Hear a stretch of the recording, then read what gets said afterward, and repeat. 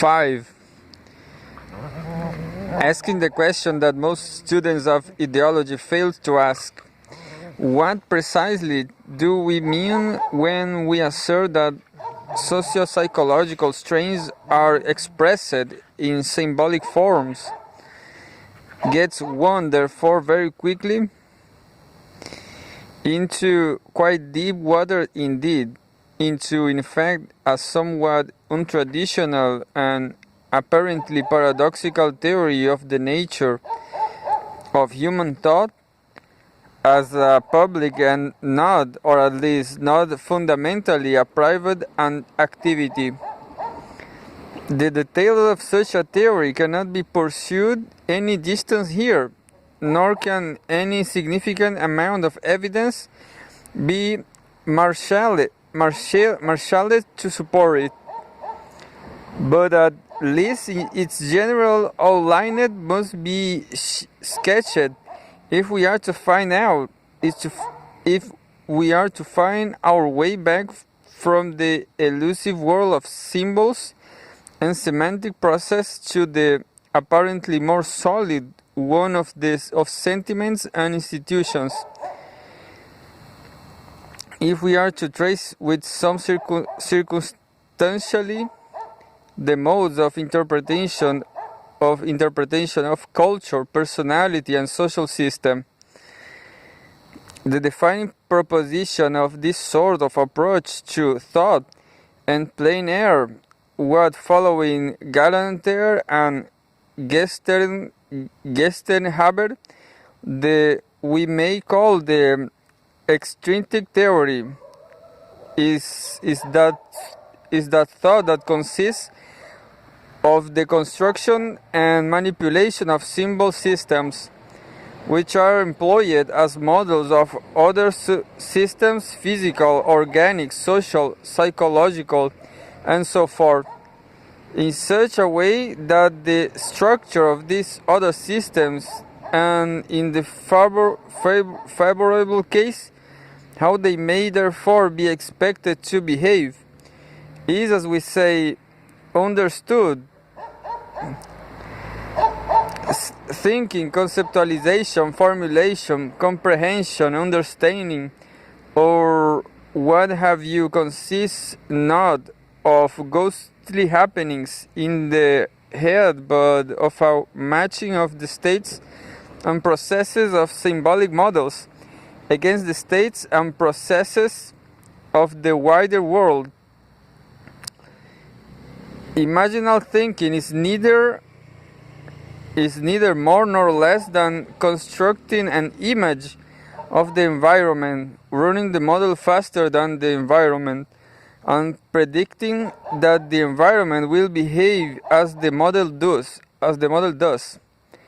The first step in the solution of a problem consists in the construction of a model or image of the relevant features of the environment. These models can be constructed from many things, including parts of the organic tissue of the body and by man, paper and pencil, or actual artifacts. Once a model has been constructed, it can be manipulated under various hypothetical conditions and constraints.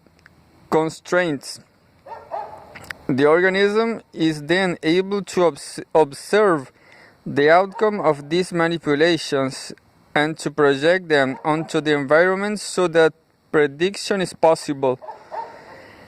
According to this view, an aeronautical engineer is thinking when he manipulates a model of a new airplane in a wind tunnel. The motorist is thinking when he runs his finger over a line on a map, the finger serving as a model of the relevant aspects of the automobile, the map as a model of the road. External models of this kind are often used in thinking about complex environments.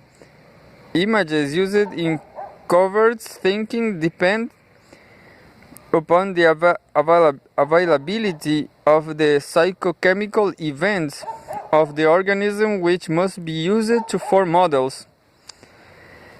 This view does not, of course, deny consciousness.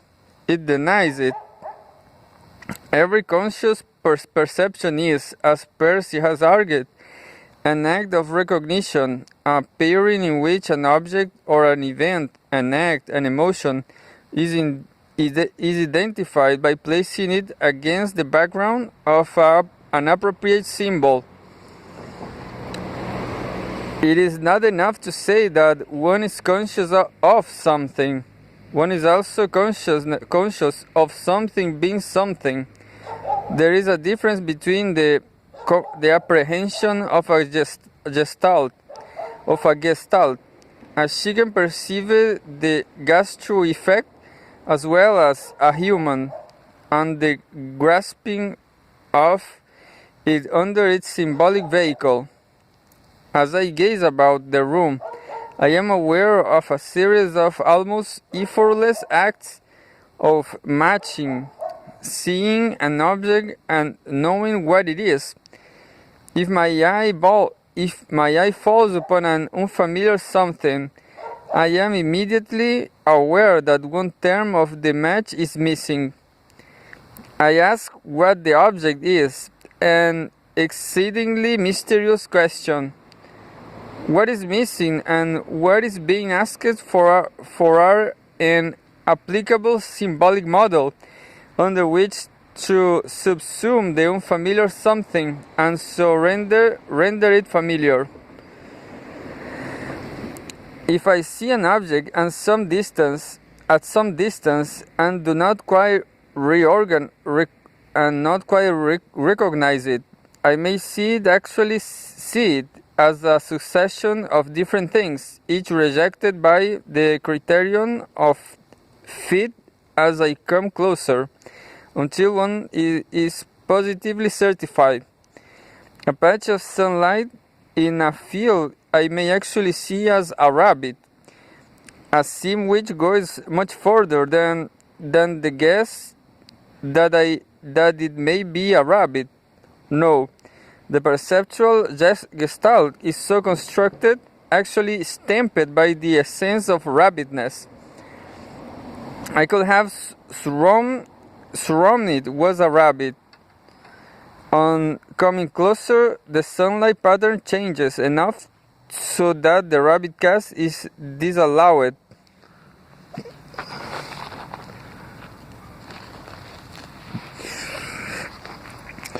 The rabbit vanishes, and I make another cast.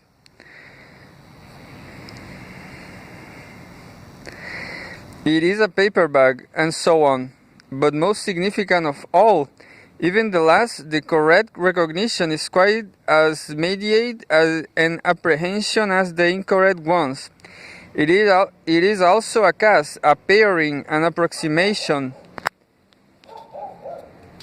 And let us note in passing that even though it is correct, even though it is borne out by all indices, it may operate quite as effectively to conceal as to discover.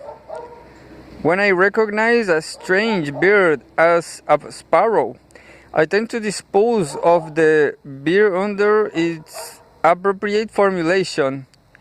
It is only a sparrow. Despite the somewhat intellectualist tone of these various examples, the instinctive theory of thought is extendable to the affective side of human mentality as well. As a roadmap transforms mere physical locations into places, connected by numbered roads and separated by mensurate distances, and so enables us to find our way from where we are to where we want to go. So a poem like, for example, Hopkins' Felix Randall provides, through the evocative power of its charged language, a symbolic model of the emotional impact of premature death, which if we are as impressed with its penetration, as with the road maps, transforms physical sensations into sentiments and attitudes and enable us to react to such a tragedy, not blindly but intelligently. The central rituals of religion, a mass, a pilgrimage, a corrobori, are symbolic models. They here more in the form of activities than of words, of a particular sense of the divine, a certain sort of devotional mood, which their continual reenactment tends to produce in their participants. Of course, as most acts of what is usually called cognition are more on the level of identifying a rabbit and operating a wind tunnel, so most of what is usually called expression, the dichotomy is often overdrawn and almost universally misconstrued, is mediated more by models drawn from popular culture than from high art and formal religious ritual. But the point is that the development, maintenance, and dissolution of moods, attitudes, sentiments, and so forth, and no more a ghostly process occurring in streams of consciousness we are debarred from visiting. That is the discrimination of objects, events, structures, processes, and so forth in our environment.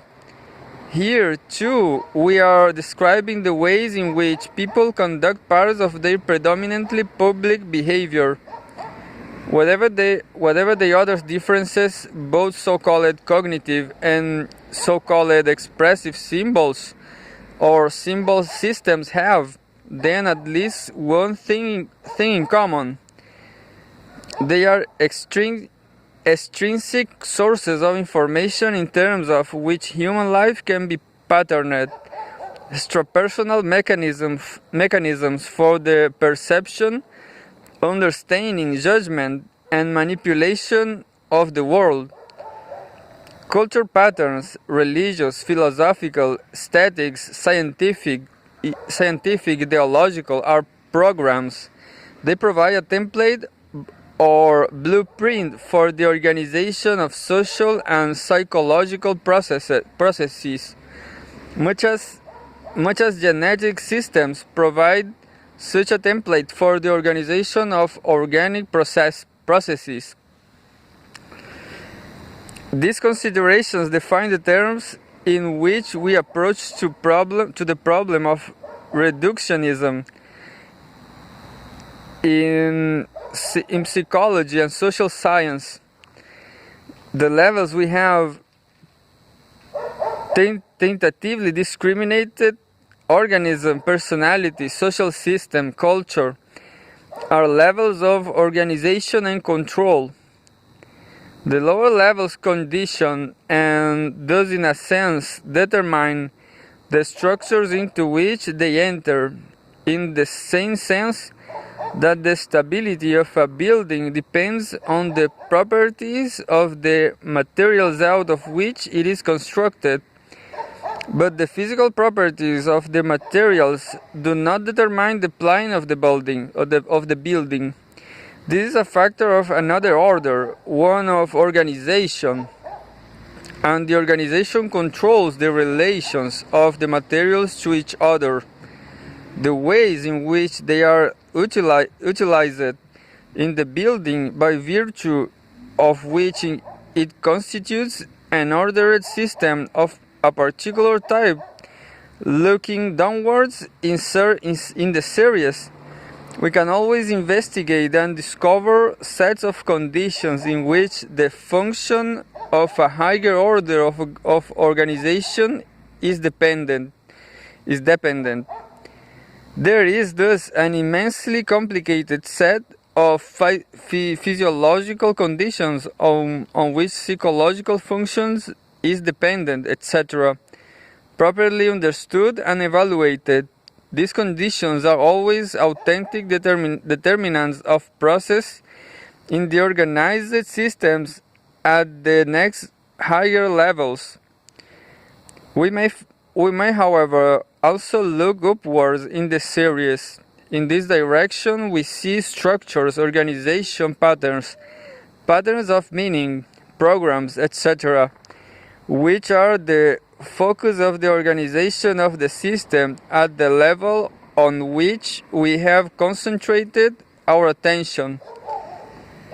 The reason such symbolic templates are necessary is that, as has been often remarked, human behavior is inherently extremely plastic, not strictly but only very broadly controlled by genetic programs or models, intrinsic sources of information.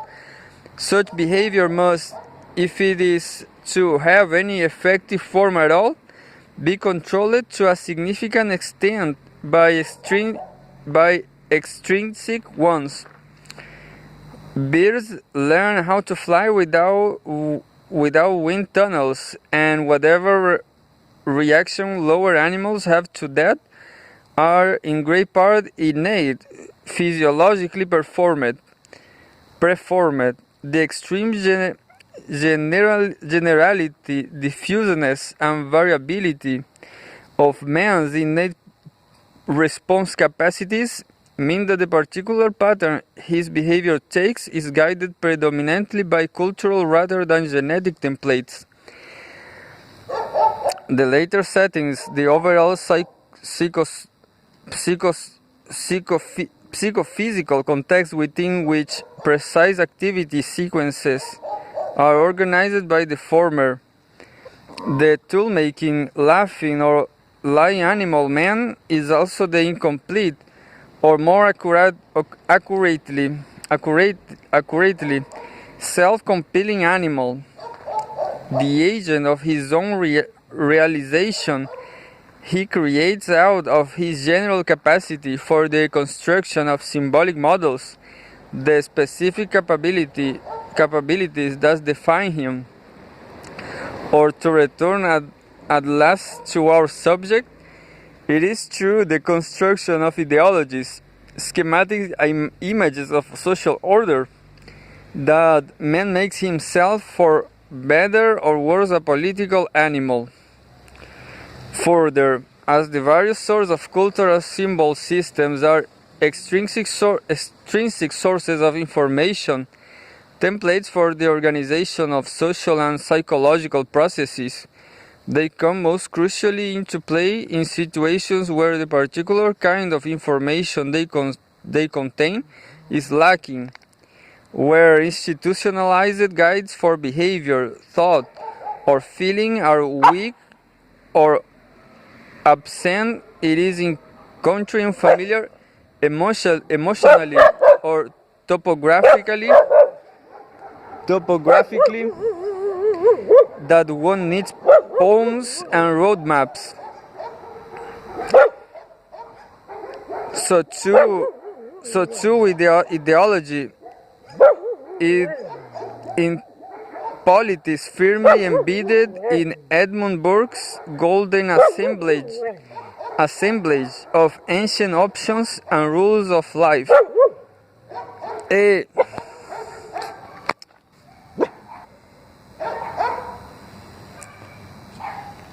So too with ideology in politics firmly embedded in Edmund Burke's golden assemblage of ancient opinions and rules of life, the role of ideology in any explicit sense is marginal.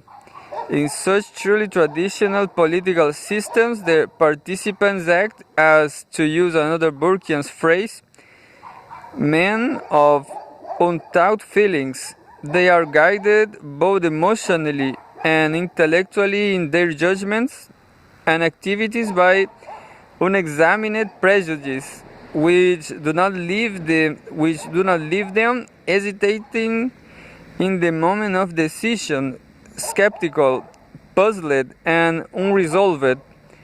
But when as in the revolutionary French book has indicated, and in fact, in the shaken England from which, as perhaps his nation's greatest ideologue, he was indicting it, those hallowed opinions and rules of life come into question. The search for systematic ideological formulations, either to reinforce them or to replace them, flourishes. The function of ideology is to make an autonomous politics possible by providing the authoritative concepts that render it meaningful, the suasive images by means of which it can be sensibly grasped. It is in fact precisely at the point at which political system begins to free itself from the immediate governance of received tradition, from the direct and detailed guidance of religious or philosophical canons on the one hand, and from the unreflective presence of conventional moralism on the other, that formal ideologies tend first to emerge and take hold. The differentiation of an autonomous polity implies the differentiation too of a separate and distinct cultural model of political action, for the older unspecialized models are either too comprehensive or too concrete to provide the sort of guidance such a political system demands. Either they trammel political behavior by encumbering it with transcendental significance, or they stifle political imagination by binding it to the blank realism of habitual judgment. It is when neither a society's most general cultural orientations nor its most down-to-earth pragmatic ones suffice any longer to provide an adequate image of political process that ideologies begin to become crucial as sources of sociopolitical meanings and attitudes.